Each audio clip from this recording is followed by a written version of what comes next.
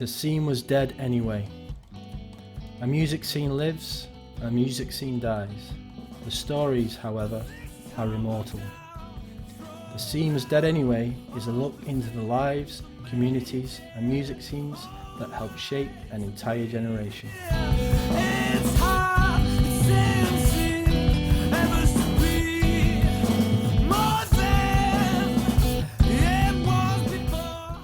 Hello and welcome to The Scene Was Dead Anyway podcast. I'm your host, Rick Walland. This is episode number 23.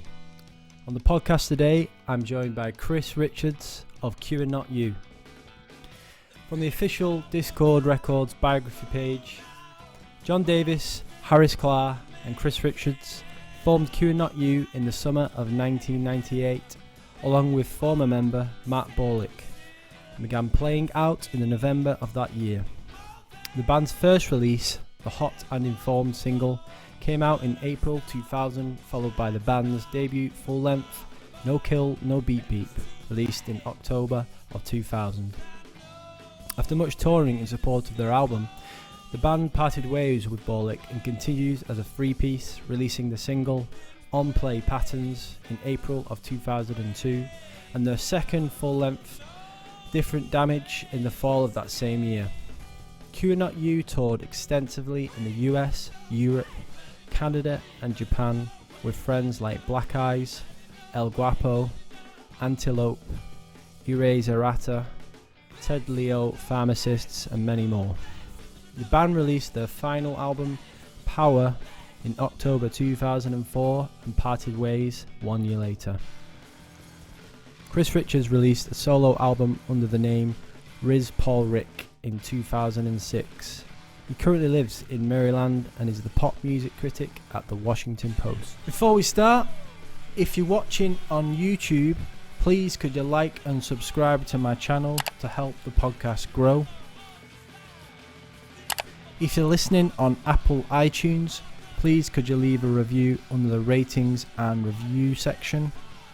You can also find me on Facebook, Instagram and Twitter by searching The Scene Was Dead Anyway.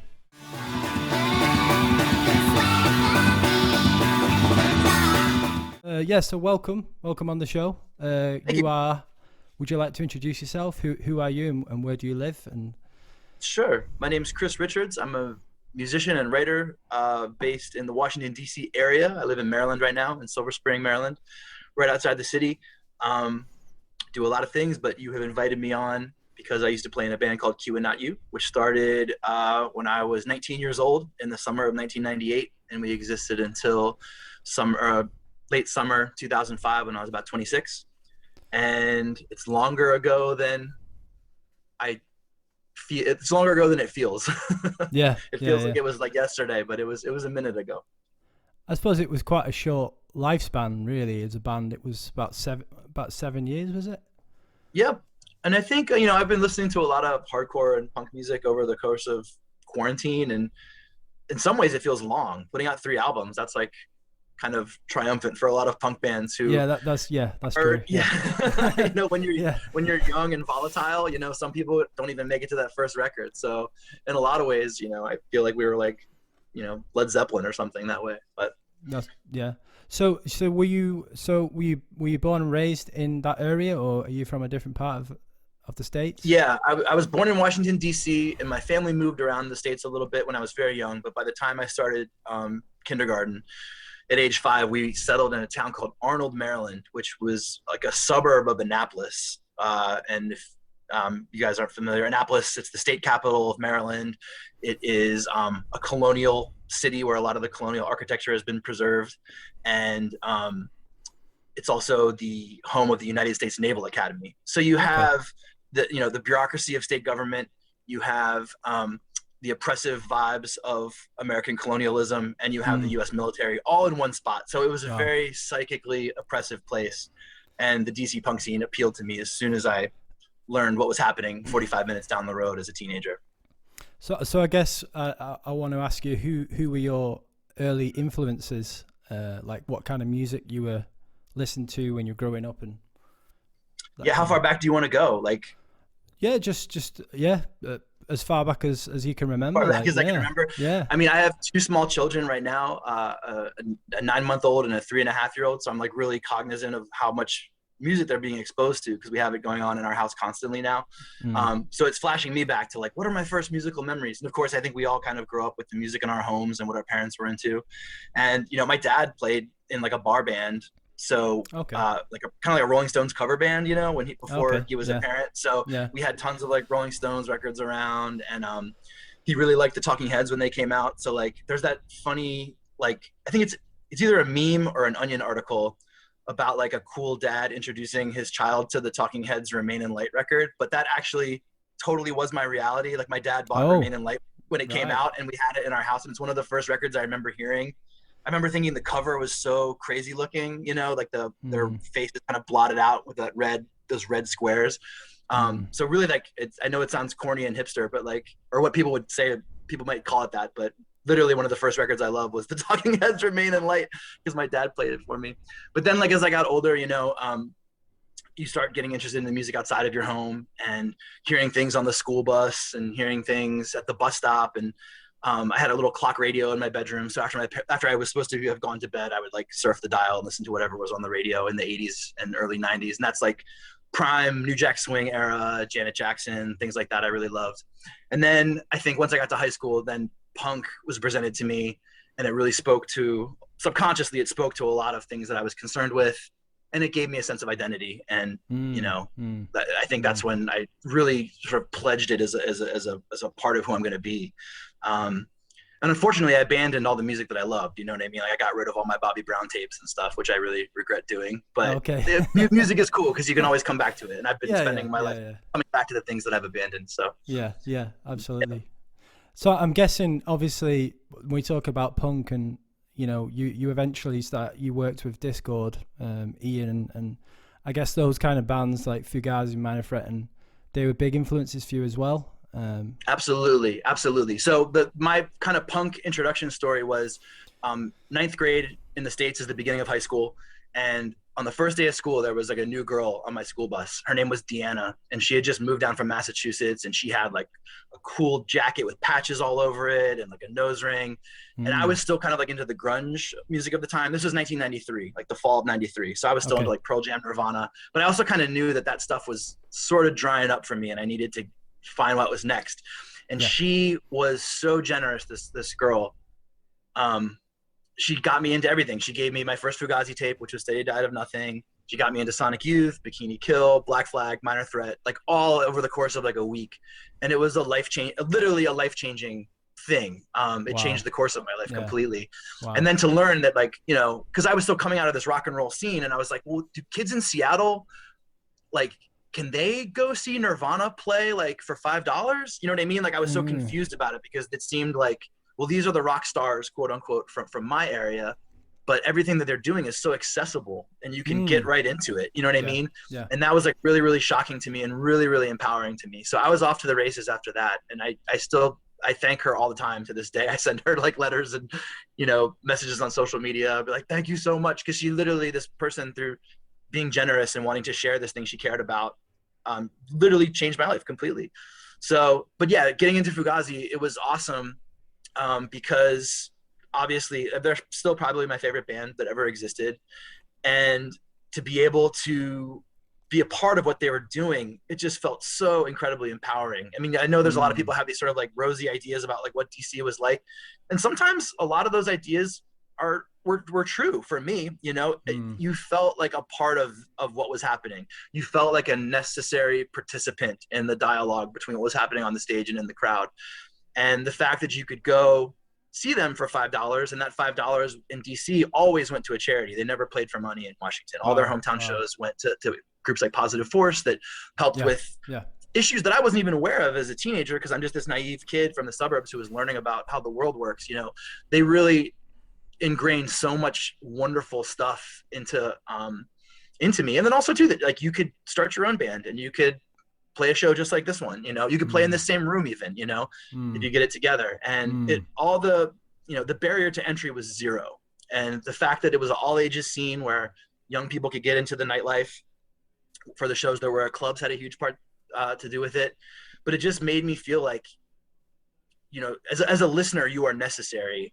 And also just like the ideas, like the boundary between performer and audience really sort of eroded away almost immediately in my mind, because you'd be in the crowd standing next to people in other bands that you loved, you know, and that was this huge shock. Teenager, you look over and you'd see, you know, Alec Mackay watching someone, you'd be like, oh my God, you know, like you're just here in the crowd with me. What, you know, this isn't happening in New York City. You know what I mean? Like, it's not the same kind of thing. So, it was incredibly empowering for a teenager. And I just wanted to be as close to it as possible. So when it came time to go to college, I went to college in DC and continued playing in bands and getting more and more involved in the scene and really kind of making it my home.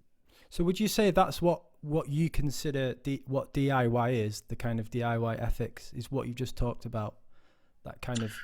I think so, yeah. Just the fact that, like, you know, it's a story that gets told time and time again. It's almost tiresome, you know. You have all these like older people in independent culture saying, we created our own community, we created our own art. But I mean, it's really true. That's what happened. And also too, it's not over. Like, it still happens in different shapes and different forms. And music to me is community. It is this big exchange that we all share together, whether you're at a stadium concert with 20,000 people or you're at like a little jazz show in a DIY venue with 5 people, you know, you're having this experience with your neighbors, literally. And I think seeing music in 3 dimensions is really important that way, especially as we have so much more of our musical lives being spent in online spaces where we're sort of anonymous ears sort of floating through the ether. I think it's really, really important to kind of refresh ourselves and remind ourselves that we see music together. We see it shoulder to shoulder. We experience it together. What it means is shaped by the people that you're seeing it with. You know what I mean? And you know, I write about music for a living now, and I love writing about the artists from Washington, D.C. the most, because it's literally letting people know what their neighbors are up to, you know? Did you know that this person who lives in your community is creating this art? It's being born from a lot of the same circumstances that you're living in, no matter what, because you live in the same geography, temperature, you know, capitalist climate, whatever. You know, these are the sounds of your neighborhood, quite literally. And I think that's just a lesson that just keeps coming back to me over and over and over again. So rather than, like, you know, DIY being this great thing, like we did it ourselves, you know, the industry wasn't paying attention, so we made our own thing. I think that just happens, you know, naturally. You know, the gospel choir at your local church is a DIY effort. You know what I mean? Like, we, you know, so I think what music, you mean, music community is foremost, you know? Yeah. It's not exclusive to kind of punk music, the DIY thing. It can be... Thank you. You're getting exactly to what I'm trying to say. Exactly. That's exactly what I'm saying. Yes. So we're here today, I'd say mostly because you're in a band called Q and Not You, who are like one of my favorite bands. I absolutely love Q and Not You. And Thank you. Let's start with how did you get together? I mean, initially you started as a 4-piece, is that right? That's right. Yeah. The band formed in the summer of 1998. I had already known the drummer John Davis because he was in a lot of bands that I really liked. One group was a band that I really liked in high school called Korm, and that's spelled C-O-R-M, not K-O-R-N, the new metal band. And they had a lot of confusion coming up because this, of course, was like the mid-90s. But check out Korm, C-O-R-M. They're on Spotify and all the other streaming services and stuff, Bandcamp, things like that. And they were great. And they were a band that were just a few years older than me and my friends. But we got them to come out and play in Annapolis. And John also ran like a record distro, and he had a fanzine that he did. He was all in. And I was like, I want to do what you're doing. Like, I want to be as involved in this music community as you are. So I was already playing in bands at the time I met him, but I continued to. I started doing a zine, you know what I mean? I never did a record distro, but like I started hanging with John heavy just because he was super, super involved in the community. So he and I had a really short-lived band together called The Elusive, which lasted for like 9 months with like some of the Korm guys. And that was basically like the summer I got out of high school through like my freshman year of college. And then that ended. And I said, what are we going to do next? So we got this guy, John and I got involved with this guy, Matt Borlik, who was a high school friend of mine. His little brother, Mike, was in my high school band. And Matt was kind of like our like roadie / chaperone. He was the guy who was old enough to have a driver's license and a car. So he drove us to all of our shows in high school and stuff. He would take us, he actually drove us to our first Fugazi show at the Washington Monument in 1995. Wow. We had to like race back to his car because he had to start a work shift, like bussing tables at a crab shack in Annapolis that night. So I go back with Matt, super, even longer than John, I guess. And so the three of us started playing together, and we're like, let's do this as a trio. and we had written a couple songs, and it felt like it needed something a little more. And I also knew Harris Klahr at that point. He had a band called the Glenmont Sound System, and that was a trio as well. And they were trying to like maybe grow things a little bit. And he asked me if I would consider joining that group. And for whatever reasons, it didn't quite work out, and they ended up imploding before I could even consider the offer, I think. And I said to Harris, well, I have this thing going with Matt and John. Why don't you come over? And he said, sure. Why don't we get together and like just like play some guitar and like talk about music first?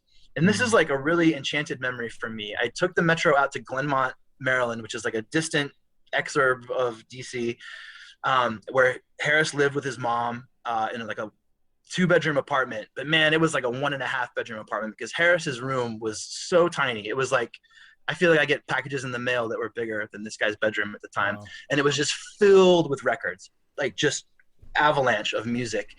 And we spent the afternoon, we played a little bit of guitar, but we mostly spent time listening to records together. And he had like all these crazy screamo records and like bands like Behead the Prophet. And he had a record of like Lennon's speeches, like an old, like 78. And I was like, you listen to this, like his music. He was just the most musically adventurous person I had ever met in my life at that point. And I totally fell in love with him that day. And we wrote some like cool riffs. And I said, okay, well, we should all get together, the 4 of us. And at the time we were still practicing in Annapolis at like Matt's mother's house basement. That's like our first practice space for like the first 6 months of the band, because we didn't know if it was going to be anything or whatever. But instantly it really, really started clicking. We had all kind of gone through our high school band awkward figuring it out phases, and we were all really, really hungry and really, really focused. And we all, you know, we weren't really all, I mean, I knew all these people, but they all didn't know each other. Matt, John, and Harris did not know each other at all. We just knew each other from the scene. Like, oh, there's that guy. I've seen you at a Jawbox show or whatever, you know? Yeah. So kind of like strangers, and the chemistry and energy level was really, really high from Jump Street, and we just wrote a ton of songs right away. And it really, really had a ton of momentum straight away. And I think part of that is just being young and hungry and really wanting to be a part of this musical community that had already given us so much. You know, I'm not acting like we started our band as like some kind of like reciprocity project or whatever. Like, we must repay the community for investing its resources in us. But we just felt like this is a scene we want to be a part of. We want to carry on the ideas of these bands that we grew up loving. And like we talked about earlier, some of these groups like flame out instantly. You know what I mean? You know, so like Nation of Ulysses wasn't around anymore, but there were still some things that they cared about that like we cared about. It's like, can we try and bring that into what we're doing? We really thought of ourselves as a Washington, D.C. band, and I think from Jump Street. And I think that's really helpful for a group starting out too, to really know who your audience is for, or know who your audience is and know who the music is for. And it was very easy for us to write, I think, because it wasn't like we were just trying to make music to like put into the void and say, will someone like this? We could very much envision like, this will be the song we play at this house that does shows, you know, in Silver Spring. This will I can envision this popping off so hard at the Wilson Center. You know what I mean? Like, I don't think we ever discussed that explicitly, but I think in our minds, like you knew where it was going to go and like how it might resonate. I think that was incredibly helpful, just to kind of maybe have that as like a safety net beneath us or something, to just like write like crazy. So huge momentum and huge chemistry, and we all really became, you know, really, really close this way. And it's a musical relationship that I have not had since then. Just like a real telepathic thing forms. I don't know if it can form later in life if you haven't been cultivating it the whole time. Like we were just really, really ripe and ready for it at that moment in our lives, because we're all like 19, 20 years old and ready to go. And so the music that you sort of wrote, what was it kind of like just you started jamming and then it was just kind of forming like naturally? Oh yeah. That's what I should say. Everything was pretty jam-based. Everyone would bring in like riffs and things like that, but no one would say, here's a song called X and it goes like this. Never. No. Tons of jamming, tons of like the best stuff, of course, we realized really quickly would just come out of thin air. You know what I mean? From playing together. And that is a magic and a wonder that I cannot communicate how cool that is. To just everyone just kind of in their own heads, and then suddenly the room is alive with this thing that wasn't there before, and nobody channeled it. Nobody said, here's what it's going to be. No one led it. It just sort of formed. And that's how we wrote songs. We would just like wait for those moments to happen, and then we'd grab on them, you know, and as time went on, we would just like be rolling cassette tapes constantly and then like hold on to the jams and maybe listen to them later and say, oh, listen to this 15-second part. Like we really were doing something cool here. Let's go back and try and flesh that out. And that was how our songwriting process worked. And I think that's what made it cool and strong and interesting, definitely to us, you know, because it almost became this like metaphysical event. You know what I mean? Like you're kind of having this like seance and waiting for the song to arrive. Wow. We were all so energized and jacked up that they would always come. You know what I mean? It was not hard to write at the beginning of that band. It was like we were up to our ears in music, and a lot of songs actually, like tons of stuff got abandoned back then, which is crazy. I can't believe all the stuff we left in the trash bin. You know, like not completed songs, just like riffs and things that were thought out. I mean, there's tons of stuff that got left on the floor. Yeah. And so your first album was No Kill No Beat Beep, which was released at the turn of the millennium, I believe. That's right. And that was with Matt on bass, so you as the Correct. 4-piece. So how was that writing the album, and what? Yeah, all the songwriting now? I've been talking about so far all kind of ended up on No Kill No Beat Beep, pretty much. So all that energy of like that out of the gate energy, that's all in that record, and it was all like really, really collaborative and yeah, I think you can hear it hopefully on the record, and it stayed that way even after Matt left, which we can talk about in a minute. Like we kind of kept that spirit and technique going, but the one thing, I mean, I guess there's that kind of corny thing where it's like you only get to make your first album once, you know, kind of idea. It's really true, you know what I mean? Like when you're starting something, like that's it, that's the only time it's ever going to be starting. And I think the momentum that we had from starting together is really in that record a lot. And so, as you said, Matt actually ended up. Did he leave the band after that, or what? No, we asked Matt to leave. We had you know, and this is all like, so it was so fraught at the time and really emotional and really hard. You know, part of it was creative, part of it was personal stuff. He, you know, well, first of all, here's the thing: when you're young and in a group, everybody is volatile and fragile and just like learning how to be a human being. Yeah. And you're suddenly, you know. Not like, I'm not going to pretend that this was some kind of like, oh, poor me, it was hard. But like, we were on our dream label instantly. You know what I mean? Like things that we had like spent our entire adolescence dreaming about were like very quickly coming true for us. You know what I mean? We had recorded with Ian MacKaye, and he was kind of becoming a mentor and a friend to us, which just seemed like surreal at the time. I was like, man, this is a guy who I had like posters of on my wall like 3 years ago. You know what I mean? Like, and now he calls my house to like, you know, ask what's going on. You know, it was like really, really kind of a lot. And I think the intensity of it carried us away in a lot of ways. And, you know, then of course the other part is like touring. It's like, okay, now everyone get in this like vehicle and spend 6 weeks together traveling across America. You know what I mean? Like in tight confines. So all the intensity of that kind of like brought personality clashes to the fore. With Matt, I remember kind of being like, my sort of thing was like, I can withstand like whatever personality clashes we're having as long as the music is continuing to flow. After No Kill No Beat Beep, when we started writing songs again, that's when it was kind of like the dagger in our relationship with him, in that like he had just a different, like maybe like a more, I don't know, conservative idea of what the band could or should sound like. I don't even know if I'm remembering this properly, but I remember it being like the songwriting became like the personality stuff bled into the creative process. And then it was like, okay, well now this is not going to work. So we asked Matt to leave the band, which was very hard to do. And then it was like, well, do we start a new band? Do we continue on as this group? What do we do? And we started playing before we decided that, really, we kind of continued playing together, and Harris, John, and I, and really felt almost like a sort of sense of renewal, because of sort of like the bad energy that had been in the group for a little while sort of lifted, and we started writing all these songs. And, you know, I think we wrote Soft Pyramids, like, which is one of my favorite Q and Out You songs, like very, very early in that trio process. And we thought, okay, this is cool, let's keep going. So that was the plan, I think, if I'm remembering it correctly. I could have been remembering this wrong. And I don't mean to disparage Matt at all, who was a lovely person. No. And who is, you know, was a dear friend to me in like really important years, and was an incredible bass player too. I mean, we were reminded of that. I was reminded of it constantly as I tried to play the bass myself in the group on certain songs. I was reminded of how good Matt was. Yeah. And then I was also reminded by like a lot of reviews that we got, and a lot of conversations after the shows of people being like, so when are you going to get a real bass player? You know? And I was like, I was playing the bass up there. It was a real bass. Oh, wow. But you know, some people will just tell it how it is in punk, which is cool. So Matt's absence was absolutely felt too, and I'm sorry that it had to go down that way. But I hope everyone I look back on every phase of the group in like the fondest terms, just because I remember so much good of those times too. So, yeah. But yeah, so props to Matt, shout out to Matt.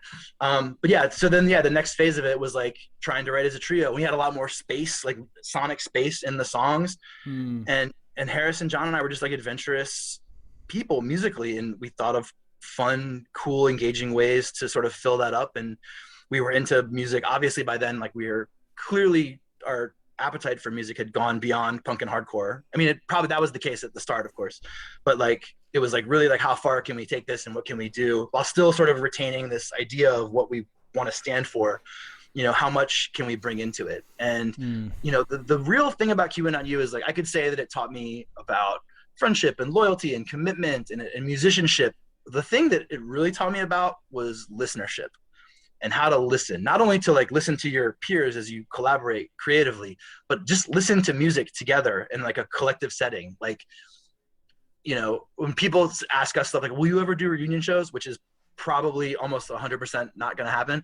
The one part about it that I fantasize about is just being in the van with those guys and like listening to records and like everyone taking turns playing music for each other. Wow. Those are some of my fondest memories of the group. And one of the things that I missed the most. And Harris and John, through their like crazy intrepid listening habits, just really expanded my whole sound world and really taught me that like listening is life. And like the more you listen to, the wider your life can feel, the more possibility you can feel in life. So that was something that like really kind of became, I don't know, resonant to me early in the trio days too. And I remember again, these like memories of like times we all got together. I remember when it's like, okay, are we going to try and do this? Like as a 3-piece, what are we going to do? And I remember we all got together and played records for each other. Like, here's some like stuff that maybe we could try, and Harris brought like a This Heat record and was like, this is a trio. Listen to like how the drums fill up all this space, Yeah. And I don't know if John took that as a prompt or if he already had it in mind or not, but like his drumming changes and it becomes, I don't know, more open and more full, and everyone kind of like found a way to like fill up the room, but it started with getting together and like listening to records together and talking about what we hear, and it was really, really instructive. So I'm super grateful to both those guys to this day for like those life lessons, because it's become like the story of my life, you know what I mean? And part of this is like the COVID talking. I've had a lot of time to reflect on life and like what I'm grateful for. These people, so you sit back and think about your life and it's like, wow, like if Deanna hadn't given me that Fugazi tape in 9th grade, I wouldn't be here. If Matt hadn't, driven me to all those shows in high school, I wouldn't be where I am. Like if I hadn't listened to all these records with John and Harris in the van, I wouldn't be where I'm at. And, we talk about like music that changes your life. I think all music changes our life. Like if I go listen to an Aphex Twin record right now after this interview, like that will change my afternoon and change my mind state. So I think all music is technically life-changing, but some music in relationships changes the actual course of your life and changes the decisions you make and the paths you follow. And I've really become really aware and grateful to those little twists in the road and who was there kind of holding my hand or guiding me or letting me follow in their footsteps, what have you.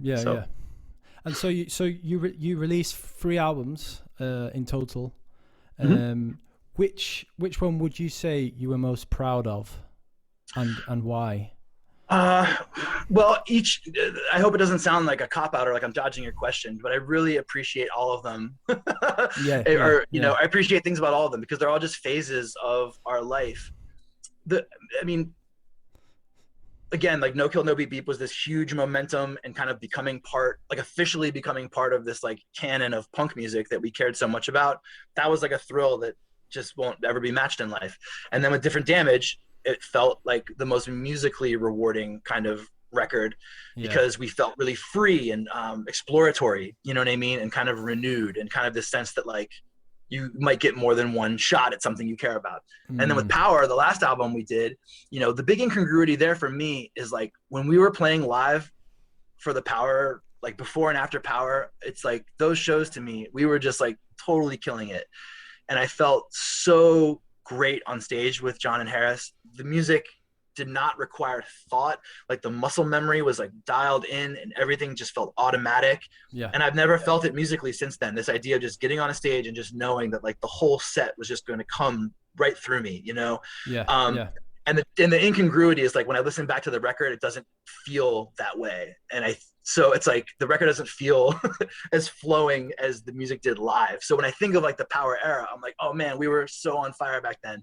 But then people are kind of like, oh, that's the worst record. And I'm like, wait, what? But the thing I didn't really think about when I was young is like, you're survived by your recordings. You know what I mean? Like I kind of thought like we're a live band. And this is something that Ian put into our heads too. I'm not blaming him for this or anything, but I think Fugazi had this motto that the album is the menu and the show is the meal.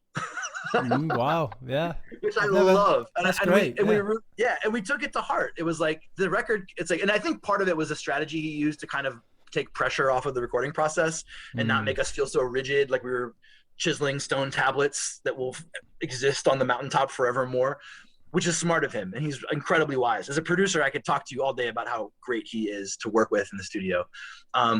So the idea of the album is the menu and the concert the meal, we took it to heart. And also too, we were just part of that whole like Black Flag tradition of like get in the van, go and prove yourself on the road, go to Little Rock, Arkansas, and try and like change the way people think about the lives they're living. You know what I mean? As crazy and egomaniacal and ostentatious as that sounds, that's where we were at. You know what I mean? And we were really into touring hard and making sure that the live show was killer. If you were to ask me back then, what's more important, making a great album or being great live, I would say there's no contest. The thing I realized in hindsight is we're not around to play shows anymore. And these records you leave behind are the things that come to define you. And maybe that's what makes music special too. You'll never know. You'll never get to know really what it was like unless you were there. And that's kind of like part of the dream of listening to music and imagining things. So I don't know. Yeah. So how many tours did you do? It's hard to count. I know we did, I think, yikes. I have a complete show list that I made with John. I'll try and tactfully look it up. Let me make it more specific and just say, sure. Did you enjoy playing the UK? Oh, tremendously, of course. Touring overseas was again like another thing that just seemed like, is this really happening? To be able to go anywhere outside of your town, you know what I mean, and have people know the songs you were gonna play. Mind blowing to me. And then to like get in an airplane and fly across the ocean, and some kids who show up in Leeds are going to be able to sing along, and they know where the breakdown is and like when to clap their hand, like the clap along parts are and stuff.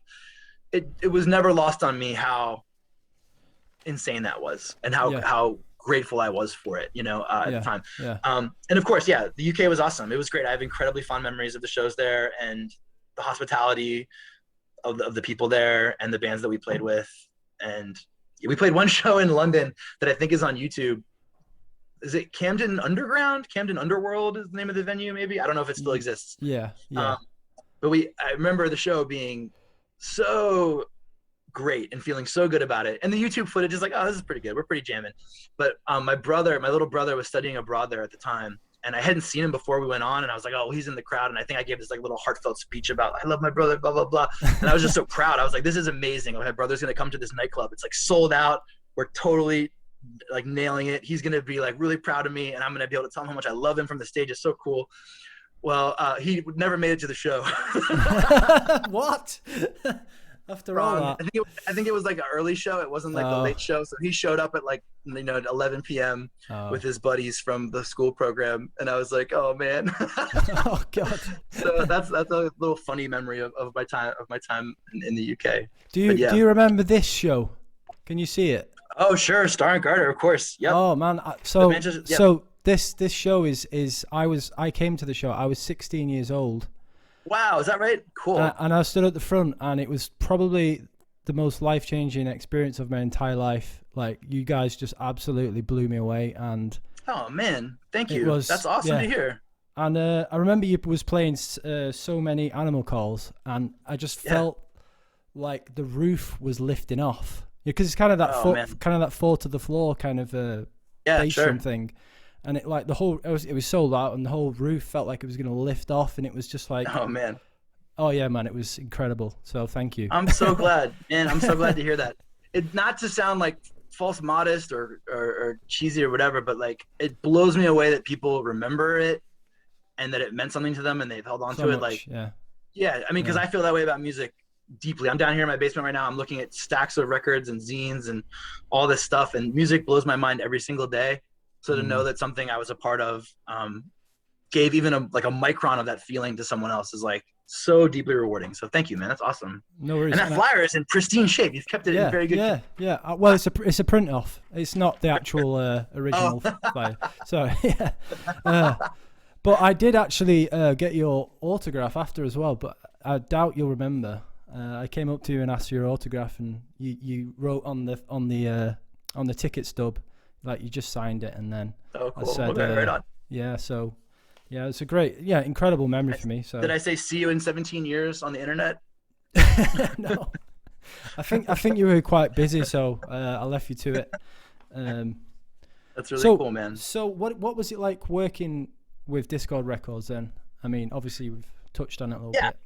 Yeah, amazing. I mean, working with Dischord was incredible. Obviously, it was the formative music of all of our adolescences, and we loved Minor Threat and Fugazi and Slant Six and Hoover and Nation of Ulysses and Jawbox and Started to Think and everyone. I mean, Void, all the older groups too.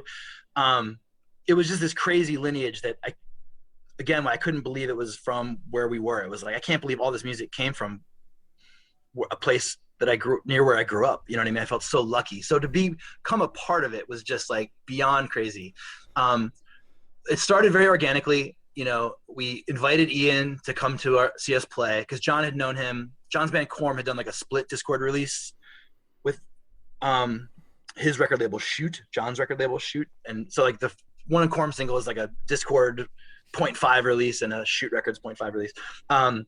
So he knew Ian and I think, you know, maybe he was at one of our shows earlier too. I can't remember. We had asked him like, hey, come see us play, da da da da. We want to talk to you about our band.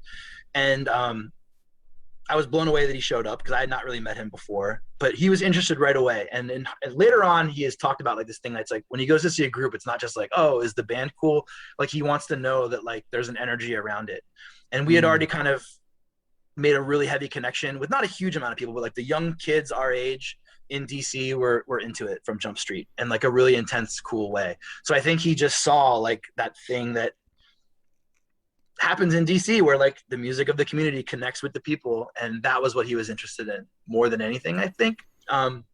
So it slowly began this thing where we're like, hey, we love the recordings you did at In Rear with Nation of Ulysses and the Slant Six record. Like, how about can we go to the studio and do a 7-inch and you could produce it, you know? And he's like, yeah, sure. And it was like, okay, now do you want to put it out? And he's like, well, how about we do like a half release? And we ended up, so our first single is called Hot and Informed, and it was a half release between DeSoto Records, which was Kim Coletta from Jawbox, who again is like a huge support and influence on us, and Dischord, which again, so like already that's like amazing to be involved with these two labels run by artists who I literally grew up listening to. And then it was time to make the album, and it's like, hey, can we book a week at Inner Ear? Let's try it. And then we were in the recording studio with him making this album. And it was not like, we'll make it for Dischord. It was like, Ian being casual, he's like, let's just go make a tape. Like, let's just go make a tape. That's what he kept saying. Like, he's like, we're not making like, you know, your debut album here. We're making a tape. And it was all to like relieve stress, anxiety, maybe misplaced hope or whatever. But you know what I mean? It worked, and it was really great. And being in the studio with him was amazing because he just had all these great tactics like that. It wasn't about like Ian MacKay knows how to place the microphones in the right place. You know what I mean? It's about getting great performances out of people because he's made them feel comfortable and at home. So he would start the day at the studio by showing us either a video or playing some music for us. And each morning of like the No Kill No Beep sessions were like almost life changing because like one morning I'd be like, hey, check out this Bad Brains video I have of them playing at CBGB in 1983. And this is before YouTube or anything. And I had never seen that before.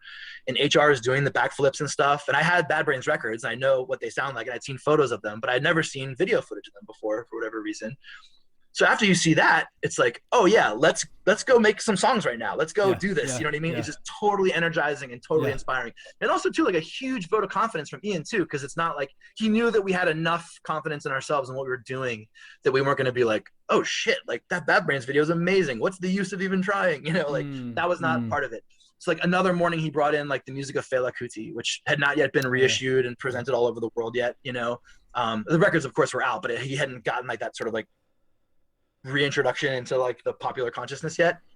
Hearing Fela for the first time is mind-blowing, you know. Another day he brought in music by DJ Jubilee, who's like a New Orleans bounce DJ where like all that kind of like the Cash Money sound comes from. he had seen them at a folk music fest. He had seen DJ Jubilee at a folk music festival with Rick Rubin in Los Angeles or in New Orleans. And he was like, check this out, mind blowing. You know what I mean? Wow. And that's how the studio session started every day. Just like huge burst of energy. And then you go in there and do it. And then in terms of like getting comfortable, like in the studio when things got weird, he was great at it. Like I had never done vocals really in a studio by myself. It was my first time being like the lead singer in a band, like in a real pro studio, I guess. And some of the takes were going kind of funny. And he's like, he's in the other room. He's like, hey, put your guitar on. And I was like, what? He's like, put your guitar on while you sing. And I was like, well, we already tracked the guitars. He's like, yeah. He's like, don't play the parts, just have it on you. And I was like, why? And he's like, because you've always sang these songs wearing your guitar. You're gonna feel comfortable. You're gonna feel. You're gonna get to You're gonna like go to the place you need to go to make the vocal take pop off. Totally, exactly right. So now every time I cut vocals, ever since I've been in band since then, I always try to hold the guitar in the vocal booth, because that's how you do it. You know what I mean? Even if you're not tracking the guitar live, it's like just having the weight of it on your shoulders. It puts you in the place that you are when you perform it live. Just little stuff like that. Genius stuff at making people comfy. And Ian, he has this reputation as this like humorless, scoldy guy, and he's this like, dude who's a historian, hectoring people in the crowd not to dance. It could not be less true. He is the sweetest and funniest, an incredibly caring person, and a hilarious person too. Like nonstop pranks and like jokes and bullshit in the studio. Amazing, super, super funny. He gave everyone nicknames by the end of the tour, or by the end of the recording session. He was calling John Randy Unflappable because John is very stoic and kind of like can't be bothered. He's like, you're Randy Unflappable, So John was always like really good at getting the first take too. And so Mackay would be like, that's Randy Unflappable, He's just a lovely, lovely, lovely person. And anytime I see anyone talking shit on the internet about him, I just go into a rage, because they could not know how funny and sweet and caring he is as a human being, who has done so much good for this world. So anyway, I got a chance to talk to him about 10 years ago, and he was just amazing. So I was, I'm like a nobody, and he just spoke to me for like an hour, and I was like, that's just incredible, man. Generosity. I mean, he made this interview happen. He emailed me and said, hey, will you do this? Or this guy is interested in this. So just a fountain of generosity and tons of human spirit just sort of flowing out of him at all times. And I love him deeply. Great, man. I haven't got that much time, but I have for the last bit. I have some questions. It's not. Sure. This isn't live, by the way. These are questions before that I've got. This is from a guy called Andrew Bergman on Facebook. Dischord house is on fire with all the master tapes inside. You only get to rescue one. Which album do you save? Oh my god! All the Dischord masters. Yeah. Oh my gosh, it's so hard. Yeah, it's good that you're editing this down, because there'll be 20 minutes of umming and ahhing. I mean, impossible to answer a question. I mean, Minor Threat for me, Fugazi was the beginning for me, but Minor Threat really became like, I'm really glad that there wasn't a long lag time. Let me rewind it this way. A lot of people discover Fugazi in my age, got into Fugazi, were into it for a long time before they even knew what Minor Threat was, which is hard to think about, but very true. I was lucky that, that's you. Okay, great. I was very lucky that it happened very quickly, and I found out who Minor Threat was almost instantly after Fugazi. And being able to hear the progression from one to the other helped me appreciate both of them more. I'm in a real remedial hardcore phase right now during COVID, and I've been listening to the Filler 7-inch like crazy. I think it's just like, I don't believe in perfect music, but I believe in music that gets very close, and that is right up there with like, Dischord Records or something, of just like immaculate human expression. So it's a boring answer, but I'm saving that Filler 7-inch. Great, thanks.